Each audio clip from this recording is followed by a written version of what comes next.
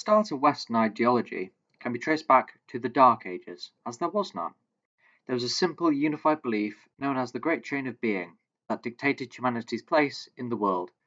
However, it all changed when the final bastion of the age-old Byzantine Empire finally fell. The sacking of Constantinople in 1453 marked an explosion of educated minds, Roman texts and other forms of knowledge to spread across the world. Books such as the Architectura spread across the known world, bringing with them a wealth of forgotten knowledge, sparking a rebirth in human greatness and ingenuity. Many scholars who could interpret Latin set about reading and analysing these books, but soon one, living in Rotterdam by the name of Erasmus, applied the same methodical reading and analysis to the most well-known Latin book of the era, the Holy Bible. Discovering many things, such as the fact that the Bible at no point mentions the Pope, led Erasmus to establish the ideology of humanism, a belief that humans are not only God's creations but also have great potential in other fields such as medicine, literature, and architecture. Yet despite his beliefs, Erasmus was a staunch believer in the current church, believing that it should reform but not be abolished. Luther was the man who'd read the works of Erasmus and find it compelling enough to write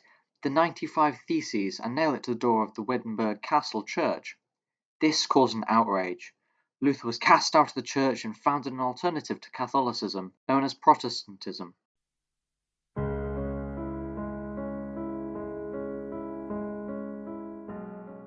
This split eventually formed the basis for modern ideology, which became epitomised in the form of Calvin and Hobbes. Both believed in a strong, authoritarian ruler, or a Leviathan as Hobbes described them in his book of the same name, but both had different reasoning as to why this was needed.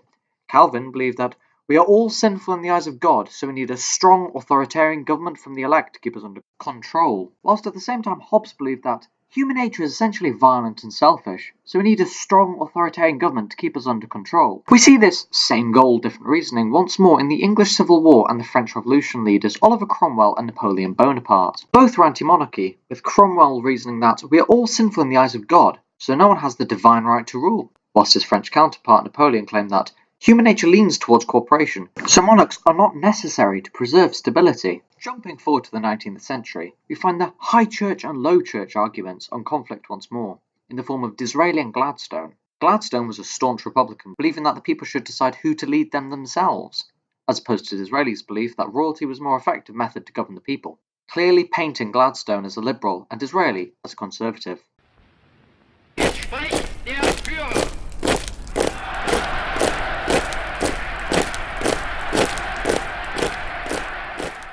Eric Hobsbawm described the 20th century as the age of extremes. He was not wrong in this regard, as this era is categorized by political policies and the rise of numerous extremist figures in the seats of power. This can be traced back to Marx's appliance of Hegel's dialectic to the world of ideology. This eventually led him to co-author a book with Engels, barely a leaflet by modern standards, titled The Communist Manifesto.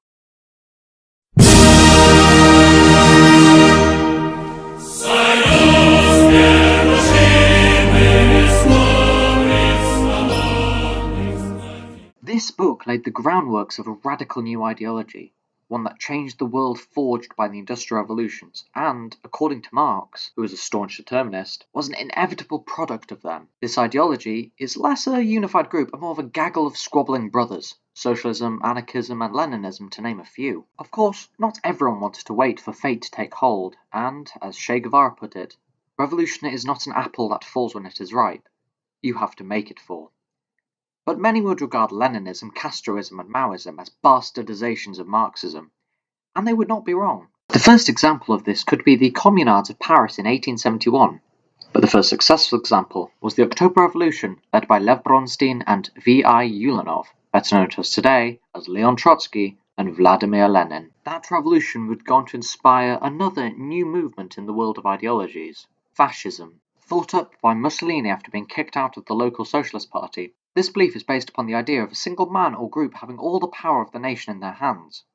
This group would then lead the people into the future. This theory inspired an Austrian by the name of Hitler to create his own variation, Nazism, which, to quote Hugh Trevor-Roper, was fascism with race and space. And that is a brief history of ideology in a documentary-style presentation by Ted Parkinson.